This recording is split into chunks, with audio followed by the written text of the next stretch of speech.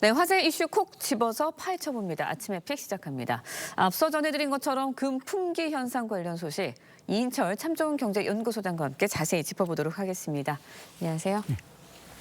네, 최근 금값 정말 금값이 됐습니다. 얼마나 오른 거예요? 돌반지 한돈 3.75g이 60만 원을 넘어섰습니다. 아이고. 그래서 실반지 1g짜리가 등장을 했어요. 어제 1g짜리가 16만 원을 찍었습니다. 일주일 만에 13%가 뛰었고요. 올해 들어서 25% 넘게 오른 겁니다. 금이 왜 이렇게 뛰었느냐? 금은 네. 사실은 불안을 먹고 살거든요. 가장 큰 이유는 이 트럼프 리스크 때문에 그렇습니다. 미국 트럼프발 이제 관세 폭탄 여파로 글로벌 경제 불확실성이 커졌습니다. 예. 이러다 보니 대표적인 안전자산인 금으로 투자 수요가 몰리고 있고요. 여기다가 뭐 중동, 우크라이전 지정학적 리스크 그렇죠. 여전하고요. 예. 중앙은행들 앞다퉈서 적극적으로 금을 사들이고 있습니다. 여기에다가 가장 중요한 거 투기소예요. 네. FOMO. Fear of Missing Out. 야, 금도 오른다는데 이 상승장이 나만 소외되는 게 아니야? 금 사재기, 투기 소외까지 가세라고 있습니다. 네, 뭐 사재기 열풍 불면서 시중에서 이제 금 품귀 현상까지 나타나고 있습니다. 그러다 보니까 조폐공사가 골드바 공급 일시적으로 중단했거든요. 이런 경우가 있었나요? 전 처음 봐요. IMF 때는 가정에서 금을 모으느라고 가정금은 그렇죠. 동이 났지만 네. 금은방의 금은 남아 돌았습니다.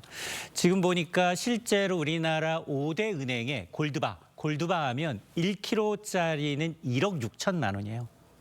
100g 1kg짜리가 품절이 됐습니다. 실제로 봤더니 이달 들어서 판매액이 늘어나다 보니까 1년 전에 비해서는 3배. 그리고 한 달 전보다는 이 골드바 판매액이 2배 가까이 늘었는데요. 급기야 한국조폐공사가 금 원자재 수급 문제를 이유로 금 판매를 중단했습니다. 이러다 보니까 이 조폐공사로부터 금을 들여와서 파는 KB국민은행은 어제부터 골드바 판매를 중단했고요. 일부는 조폐공사가 아니라 다른 이제 공급업체를 통해서 일부 은행이 공급을 하고 있는데 다만 조폐공사는 4월 정도가 되면 좀 공급을 재개할 수 있다라고 보고 있지만 예. 근데 해외에서도 마찬가지로 수요가 늘다 보니까 국내 입고 시기가 불확실한 상황입니다. 네, 그런가 하면요. 금 거래 대금도 굉장히 치솟고 있습니다. 맞습니다. 지금 한국거래소에서 이제 금 거래를 봤더니 지난 5일 1,000억 원대를 사상 처음으로 찍은 이후에 예. 어제까지 사흘째 1,000억 원을 돌파하고 있습니다. 월간 거래 대금도 급증하는 추세인데요. 트럼프 대통령이 당선됐던 지난해 11월 예. 정점을 찍었거든요. 한 5,400억 원대에서 좀 주춤하다가 이달 들어서는 이미 6,100억 원대를 기록해서 1월의 거래 대금을 네. 또 이미 초과를 했습니다. 이러다 보니까 국내에서 금을 살려면 예. 김치 프리미엄, 국제 시세보다도 한 20%가량 더 줘야 되는데요. 왜냐? 금은 대부분 환율, 이 외국에서 수입하다 보니까 원달러 환율에 영향을 받습니다.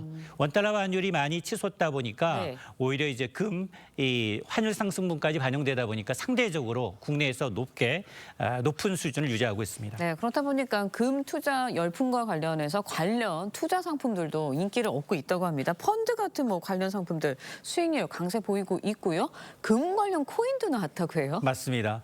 금 투자 열풍이 이어지면서 금 관련 펀드 그리고 네. 상장지수 펀드 여기에다가 금 기반의 코인까지도 급등하고 있는데요.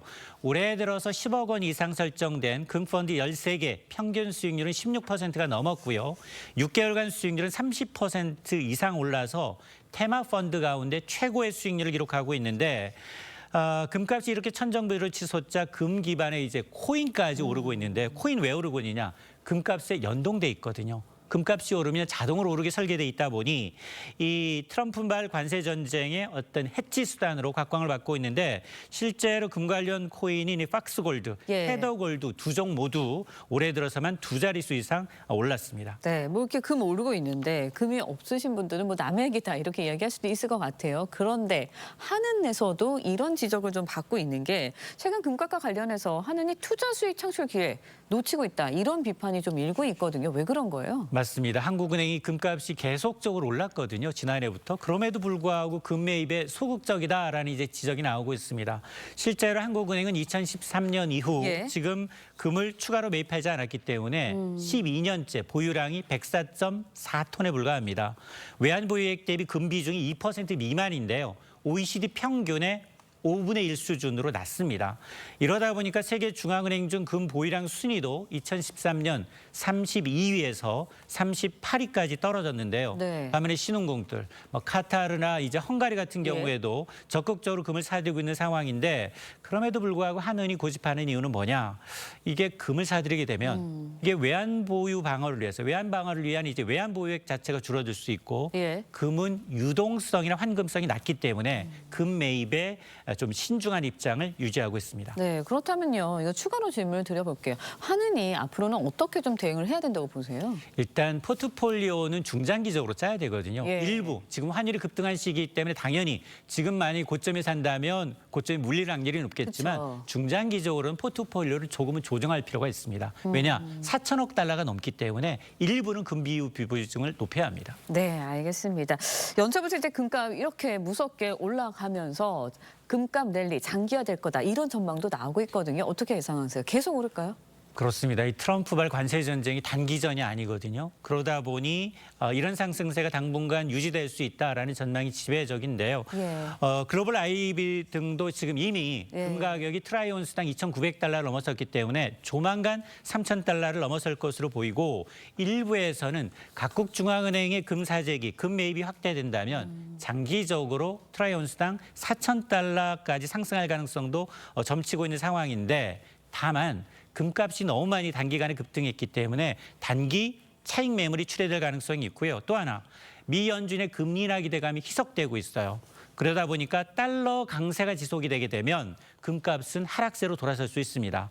따라서 투자 관점이라면 이게 뭐 포트폴리오 분산이라든가 리스크 관리 차원에서 일부 금을 매입하는 네. 건 나쁘지 않지만 그러나 단기적으로 고수익을 노린 이 기대한 이제 매수는 다소 신중할 필요가 있어 보입니다. 네, 뭐 이게 금값이 오르는 거 보니까 세계 경제가 그만큼 불안성을 반영하는 거 아닌가라는 생각이 들었는데 우리 정부도 뭐 전략적인 투자 전략 마련해야 되지 않을까라는 생각입니다. 지금까지 이인철 참좋은경제연구소장과 함께 이야기 나눠봤습니다. 오늘 말씀 고맙습니다.